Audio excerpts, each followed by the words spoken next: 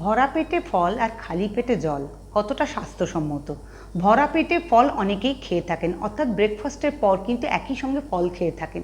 সেটা একরকম হতে পারে, কিন্তু ভরা পেটে ফল খেলে কি হয়, যদি আমরা মেন মিলের সাথে খাই তাহলে কিন্তু হজমের সমস্যা হতে পারে।